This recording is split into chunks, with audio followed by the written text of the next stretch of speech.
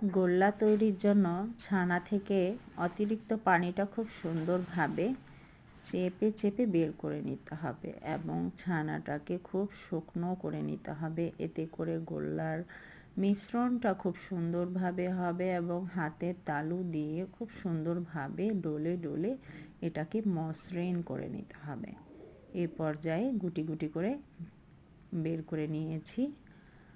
দেখতে পাচ্ছেন এখানে আগুনটা কি পরিমাণ দাউ দাউ করে জ্বলছে। জাহান্নামের আগুনটাও কিন্তু ঠিক এরকমই থাকবে, কিন্তু গুণাগুণটা এর চেয়ে 69 গুণ বেশি হবে।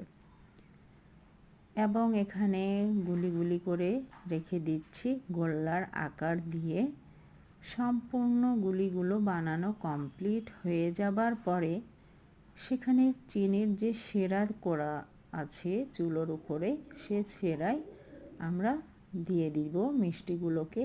দেখুন ছেড়ে দিলাম, খুব সাবধানে ছাড়বেন যাতে করে হাতটা পুড়ে না যায়, খেয়াল করে রাখবেন। এবং এখানে ফুটতে দিতে হবে আগুন এবং জাল যেন খুব সুন্দরভাবে জ্বলে। যে ফেনাগুলো উঠে আসছে দেখতে পাচ্ছেন, মিষ্টিটা সম্পূর্ণ ঢেকে গিয়েছে। এই পর্যায়ে না আসা পর্যন্ত কিন্তু মিষ্টিটা খুব ভালোভাবে সেদ্ধ হবে না। এই কারণে খেয়াল রাখবেন ফেনা তুলে যাতে ফুটে ওঠে, এই রকমভাবে জাল দিতে হবে। খুব সুন্দরভাবে দেখুন মিষ্টিটা কমপ্লিট, কত সুন্দরভাবে খুব সহজেই কমপ্লিট হয়ে গেল। এখন ফুলে আছে তাই এরকমটা লাগছে।